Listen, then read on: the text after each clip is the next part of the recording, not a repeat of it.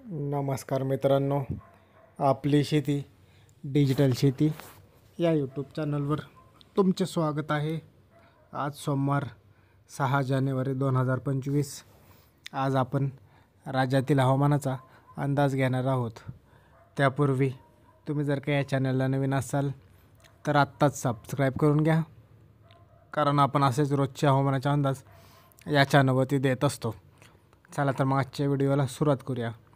मित्रांनो, आज राज्यातील काही भागांमध्ये ढगाळ वातावरण आहे. त्यामध्ये पश्चिम महाराष्ट्रातील कोल्हापूर जिल्ह्याचा आणि सांगली जिल्ह्याचा समावेश आहे. या दोन्ही जिल्ह्यांमध्ये आज आपल्याला ढगाळ वातावरण पाहायला भेटणार आहे. आपण स्क्रीनवरती पाहत असाल तर आपल्याला दिसेल की या भागात आज ढगाळ वातावरण राहणार आहे. त्यासोबतच सातारा जिल्ह्यामधील सुद्धा पाटण, कराड, वडूज सोबतच वाई, प्रतापगड, फलटण या भागांमध्ये सुद्धा आज ढगाळ वातावरण पाहायला भेटत आहे. पुणे जिल्ह्यातील दौंड, बारामती, इंदापूर, सासवड, चाकण, खेड, शिरूर, मंचर या भागांमध्ये सुद्धा आपल्याला आज विखुरलेल्या स्वरूपाचे असे ढगाळ वातावरण हे पाहायला भेटणार आहे. अहिल्यानगरमधील कर्जत, श्रीगोंदा, राळेगण, करडा, राहुरी, गोडेगाव या भागांमध्ये सुद्धा श्रीरामपूर आपल्याला आज ढगाळ वातावरण पाहायला भेटत आहे.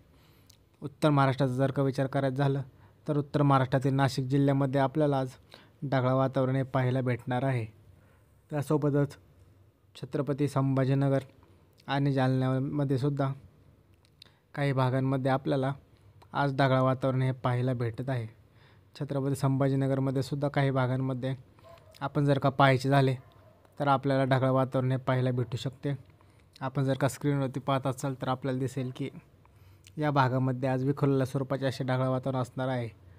त्यासोबतच बीड जिल्ह्यातील कैच, परळी या भागामध्ये सुद्धा आपल्याला काही प्रमाणात ढगाळ वातावरण हे पाहायला भेटू शकते. लागूनच असलेल्या लातूर जिल्ह्याचा जर का विचार करायचे झाले तर आपल्याला आज दिसेल की लातूरमधील औसा, उदगीर, निलंगा या भागामध्ये आपल्याला विखुरलेल्या स्वरूपाचे असे ढगाळ वातावरण हे पाहायला भेटणार आहे. आपण जर का स्क्रीनवरती पाहत असाल तर आपल्याला दिसेल की या भागाला सुद्धा हवामान विभागाने ढगाळ वातावरणाचा इशारा दिलेला आहे. त्यामुळे या भागात सुद्धा आपल्याला ढगाळ वातावरण हे पाहायला भेटत आहे. त्याबरोबरच नांदेडमध्ये सुद्धा पाहायचे झाले तर आपल्याला दिसेल की नांदेडमधील भोकर या भागामध्ये सुद्धा ढगाळ वातावरण आहे. त्यासोबतच यवतमाळ आणि वाशिम त्यासोबत वर्धा जिल्ह्यामध्ये सुद्धा आपल्याला विखुरलेल्या स्वरूपाचे असे ढगाळ वातावरण आज पाहायला भेटणार आहे. आपण स्क्रीनवरती पाहत असाल तर आपल्याला दिसेल की यवतमाळ आणि वर्धा जिल्ह्यामध्ये ढगाळ वातावरण हे असणार आहे. एकंदरीत मित्रांनो, आज राज्यात काही भागांमध्ये ढगाळ वातावरण असणार आहे. अधिक माहिती यासाठी आपल्या यूट्यूब चॅनलला आत्ताच सबस्क्राईब करा. धन्यवाद.